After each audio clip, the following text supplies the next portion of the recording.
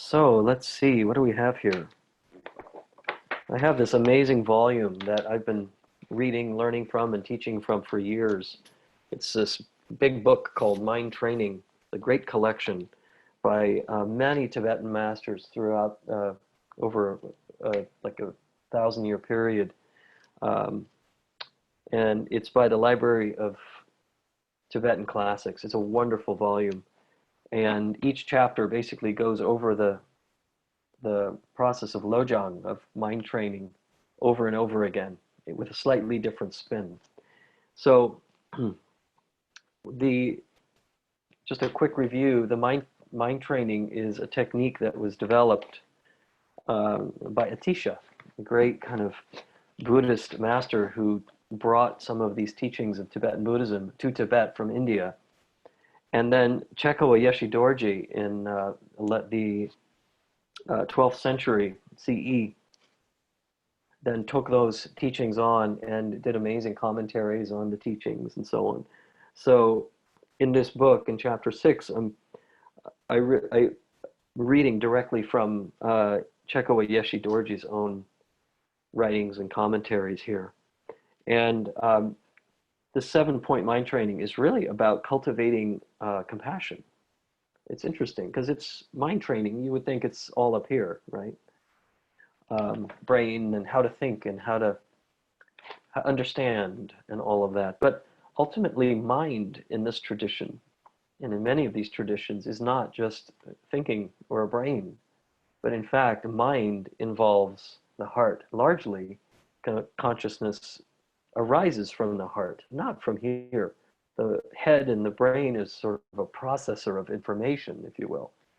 But mind here refers to the entire process of being aware. That includes also our senses. It includes love. It includes compassion. And so when we think about what mind training means, it's not just training concentrative ability, but it's training the heart, really. It's one of my friends and colleagues who's a Tibetan Lama calls it heart cultivation, and I think that's a much better term that captures the spirit of what we're doing. Some of you know the meditation, the practice of Tonglen, and that's couched here in these teachings, which I think we'll get to in a couple of weeks, for those of you who are interested in that. And so the first of these 59 slogans, these 59, actually 7 points, dividing up all the 59 slogans. The first one is about the preliminaries, which we covered a couple of weeks ago, a few weeks back. And the second one starts with train to view all phenomena as dreamlike. That's one way to put it. So we're kind of at the beginning here, and the second point is about training the awakening mind, the main practice. And considering all experience as dreamlike is kind of interesting, because if you think about what a dream is, and you think about, when you're sleeping at night, the only real difference, supposedly, between a dream at night and our waking consciousness is that when we're sleeping, the referent for our experience is largely internal, right? It's a sort of a closed system, and we're sort of working off of stimulus and things that are largely internal. That doesn't mean if a truck goes by outside, it doesn't end up in your dream. But largely, the bulk of our experience is sort of internally generated.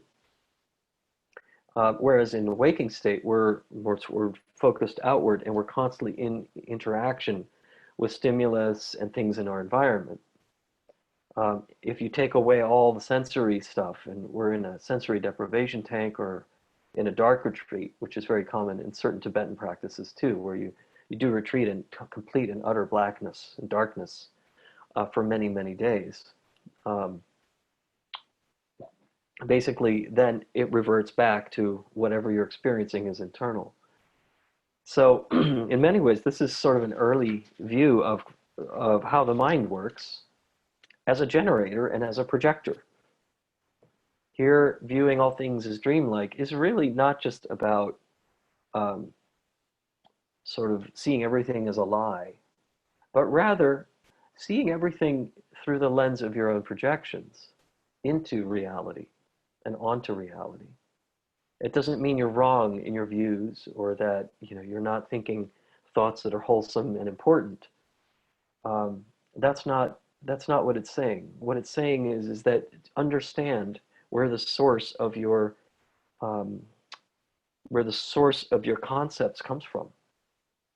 Because as we read in Zhuangzi's Pivot several weeks back, uh, 1 minute you'll be over here and taking a position, but then the context shifts, and then you'll be over here and taking the contrary position.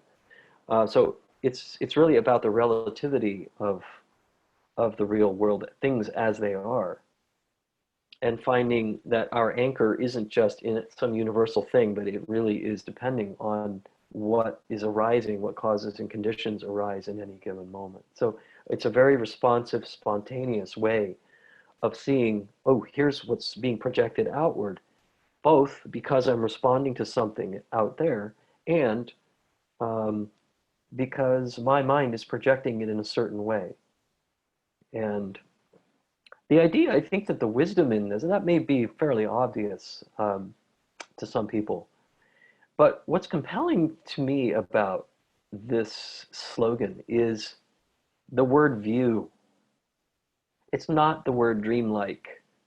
The word dreamlike, okay, I get it. I'm making things up as I go along in interaction with things that are actually out there. But that's not the interesting word for me. The interesting word for me is view. Who is viewing? What is the view all about? View all experiences as dreamlike implies we're able to perceive and be aware of all of these things that we're going through, all the projections we're making and all the information coming back in. We're able to see it from a certain standpoint in a way that's not projecting. How cool is that, right? It's all of a sudden it's not about the dreams. It's not about the dreamlike nature of reality. But the emphasis is shifting us now. We're being worked by this teaching to sort of dive in a little deeper and say, okay, who is viewing? So that's the sort of the secret teaching. And many Buddhist teachings come in one of three ways. There's the outer meaning, there's the inner meaning, and there's the hidden meaning. No, yeah, outer, inner, hidden, or secret meaning. So the outer meaning is, yes, I'm projecting all these things into life, and often those projections are concepts that may be partial truths or maybe illusions. Maybe they contain some truth in the force behind them, and that may be the outer meaning.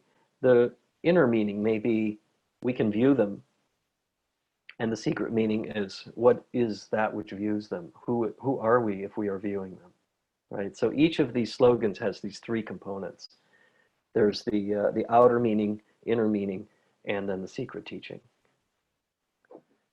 So what appear to be just slogans like, oh, okay, I get it. Just see everything as a projection. Fine. How is that helpful? Because of the secret meaning. Because we are able to be mindful as we're witnessing, just like we did. This was intentional. I kind of tricked you guys here because as we were doing the orbital practice, I asked you to consider the awareness that is holding the experience of the orbital practice, right?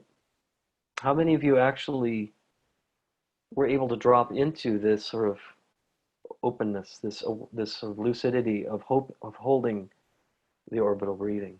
Yeah, you can just, yeah. So there it is. Yeah, there's the viewing. It's not that sophisticated. We don't have to work hard to get there because it's so close in. It's that simple, and yet it's not obvious. Things that are simple aren't always obvious, right? But we're able to do this because it's so deeply natural. It's so natural. It's so close in, we can't see it. It's almost like trying to see your eyes. How do you do that? Unless you look in a mirror. That's another practice. Is meditating on your gaze in a mirror. Kind of a creepy one sometimes, but It is an actual practice. People do this all the time in places that have mirrors. So anyway, the point here is yes, we may get that we're projecting outward, but the good news is that we can quote unquote view those experiences from a standpoint that holds it all. It holds it all. In the same way that last week we talked a bit about Om, I believe it was last week, consider that the syllable of Om, when we chant it, isn't just one small slice of our day or of our life, which seems bigger than chanting Om, but rather flipping that so that Om, the chant of Om, becomes this spacious, boundless container in which our lives are being lived. You see? So we're changing the view there. The narrative becomes that our practice is the bigger container, and what occurs in our lives are sort of part of that. It's very important, I think, in our meditation practice to at some point be able to make that switch from seeing this is life, this is samsara, or like all the cycles of all the stuff that I'm having to deal with constantly, and then insert my practice here, but rather, what would life be like if your practice was this, and all this other stuff was here, here, here, here, but they were smaller? Does that change your perception of how you are in the world? And so just like this is speaking to this first Lojong slogan, consider all things to be dreamlike, our capacity to hold those projections, that's where the wisdom comes from. So we may be skillful in our projections. We may be very good at our jobs or writing or whatever creative things we may be doing. And yeah, no problem there. But the perspective matters here. So know that whatever we're conjuring is a conjuring, and it's okay. In fact, one of the later slogans is consider yourself a conjurer. As we'll see down the road a bit, we are asked, conjure things, but conjure the right things, the things that help. Because we have this backdrop of awareness that is the space in which all of this happens. And it's a good reason to have faith and trust, no matter what's happening, no matter what our lives feel like or look like. It's so easy to forget that this is the truth, this larger spaciousness. Even when things get very small and we feel small,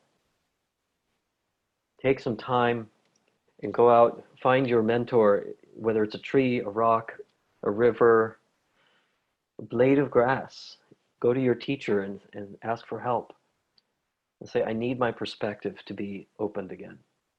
I need to be reminded of what's important, what life can be, and what it really is if I only could remember. Remembering being sati, mindfulness. Mindfulness brings us back.